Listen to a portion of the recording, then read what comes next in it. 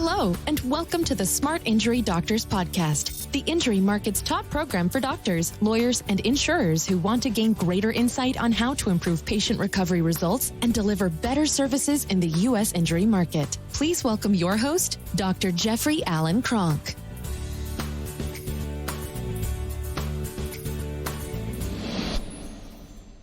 Hello, doctors, and welcome to today's podcast. What I want to talk about today is depositions, and when you're surprised with questions like, hey, what's your business relationship? Now, sometimes in depositions, and even in court trial, you can be surprised with things. So one of the things that I've seen attorneys do and try to do very successfully is to surprise you with something like asking you a question in deposition. Now, let's back up. Remember, you're in deposition because the patient was injured. You've got the injuries documented. You know in this spinal injury that there's two basic tissue types. You know that all spinal injuries are excessive derangements of the component parts. You know that the two component parts are bone and ligament. You know that for bone, you need a CT or an X-ray. If there is some sort of bone derangement, that's identified, and it's probably not the case. I've not seen many where you've got a fractured spine where it's going into court. So most of the time, they're the so-called soft tissue cases. And remember, soft tissue is the worst tissue that you can damage. Your brain is soft, your heart is soft, blood vessels are soft, your spinal cord is soft. All the tissues that basically are, can cause significant long-term problems are soft. They're not hard. So, let's take out the fact that you have a fracture. You know that the two ligament bioimaging markers, those are imaging markers that lead to a definitive diagnosis. Like the fracture is an imaging biomarker. It leads to a definitive diagnosis of the fracture. For the ligaments, you have two bioimaging markers. You have MRI for disc herniation, but remember, MRI is really limited, and that's not a lot of the ligaments. And you have, for the non-disc ligament injuries, you have excessive motion. So you have all this, you know that it's all been documented, and it doesn't matter if you are the pain management specialist that's testifying, you're the chiropractor that's testifying, you're the surgeon that's testifying, you're the physiatrist that's testifying. It doesn't really matter. You have all this documented. You have all this consensus of what these injuries mean. You have, if you've given it some sort of permanent injury, you're going by the permanent impairment guides. Anybody can look these guides up and they can look up what you're saying. If you're saying that this particular area causes this particular symptom, you have all of this massive, massive consensus as to what all this means. You've documented everything that the patient's done. You've documented any duties under duress, things that they can do physically, but they do it with a lot of, problems and pain. Their stamina is not good, and they suffer after they've done the activity, or they have loss of motion, loss of enjoyment of life factors, and they simply can't do the thing anymore that they really enjoy doing. So now you're sitting in deposition. You're ready for this, right? And you're ready for the deposition, and you're ready to talk about the patient's injuries. And now what the attorney starts into is, Dr. Kronk, basically, what is your business relation? So let's say the patient was referred by another doctor. Let's say the patient was referred to me by another doctor, Dr. Jones, right? So the thing could come up where the person says, well, Dr. Kronk, what's your business relationship with Dr. Jones? Now, a lot of you will immediately start to defend, right? What I say is, in deposition, you can query, you can counter question, you can make sure that you understand the question, right? So what happens with a lot of doctors is they think, wow, something I'm doing, am I doing something wrong? I mean, this doctor just refers to me, refers these patients to me, he loves what we do. What's the problem with that? Why am I being asked, what is my business relationship? And you say, okay, well, first of all, do you know what business relationship means? That's a key question, because before you can answer any question, you have to completely understand the question. So in that case, what I would be asking is, sir, could you please define business relationship?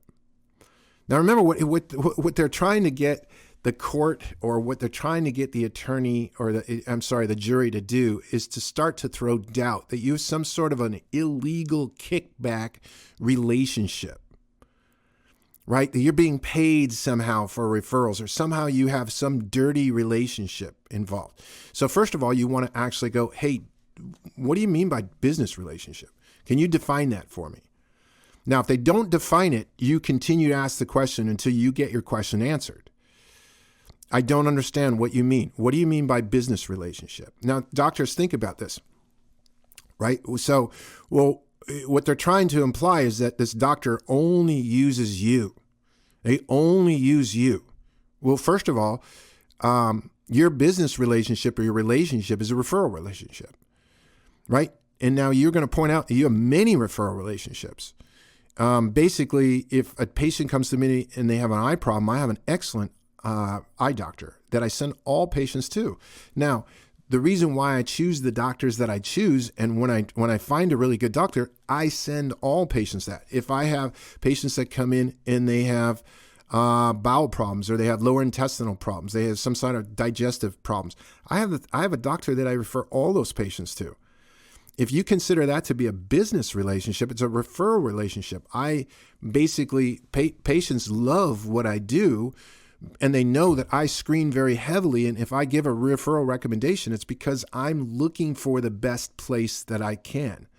Now, the place that I send my MRIs out to is the best that I can find.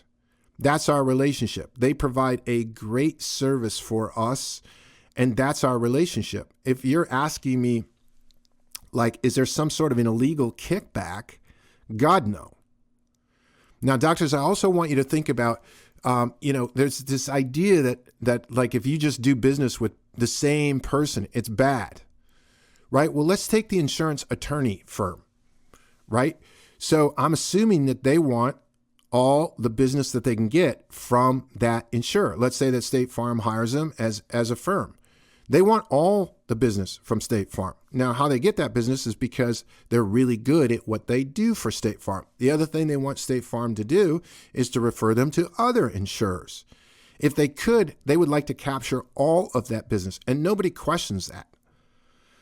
Now, you can also think with the idea of, well, gosh, I might even question, hey, are you suggesting that, like, I'll give you an example. Are you suggesting, and I don't know if I would use this one or not, doctors, but you have to, it's just a way of thinking.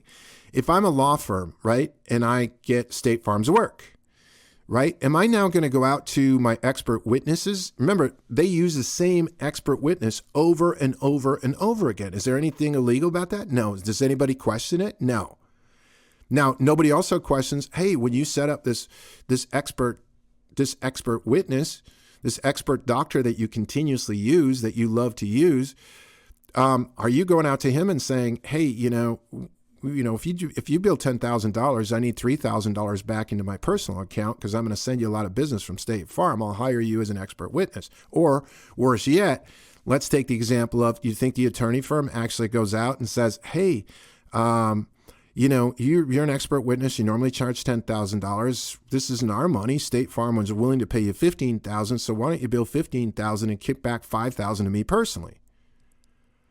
And on and on and on. Now, do you think that happens? Well, I don't know. It could happen. But what I want you to understand is when somebody is aggressively accusing you of something, it's kind of an indicator that they themselves might be engaged in that activity somehow, some way. But the key thing is, don't involve yourself in any illegal kickback type activity. Stay extremely clean. And then you can sit in there with all the confidence in the world and actually go, okay, I don't have any illegal business relationship. I have referral relationships. I guess you could call those business relationships in a manner. Much like you as an attorney firm would have referral relationships. Maybe there's people, or maybe there's companies, or maybe there's somebody that actually routinely refers into you and you like that. You're going to maintain that relationship. But what we do in the relationships that we solicit and the relationships that we're involved with as a referral relationship is looking to have the best care. So if somebody came to us and said, well, look, we need you to compromise your professional integrity and we need to do some things that maybe you won't agree with, but we're going to send you a lot of business, we would simply just tell that referral source that we're not interested. And this is exactly how you want to explain it. You want to explain it in court. You want to blow it right up because that's actually what they're looking for. And so, it's not something that, and then the other thing is, you want to always kind of engage that back to, I'm not sure really how this pertains to this particular patient's injuries, which is what I'm here, I thought, today to testify about. So I'm not sure how this relates, but, we have our relationships are referral in nature. And like I said, doctor, you can actually, think about all the different doctors that you could talk about that you could have a referral relationship with as a doctor. And that's what you want to blow out of the water. And that's what you want to talk about when you get these questions like, well, okay, what is your business relationship with the person? But the biggest thing I want you to walk away from today is that you don't answer a question unless you understand the question. And business relationship, man, that can be financial, that could be a legal relationship, that could be a competitive relationship, it could be a partnership. There's all kinds of different business relationships. You have a business relationship with your employee. That's somebody that you pay to help you build your business. That's a paid business relationship. You don't have paid business relationships with your referral sources.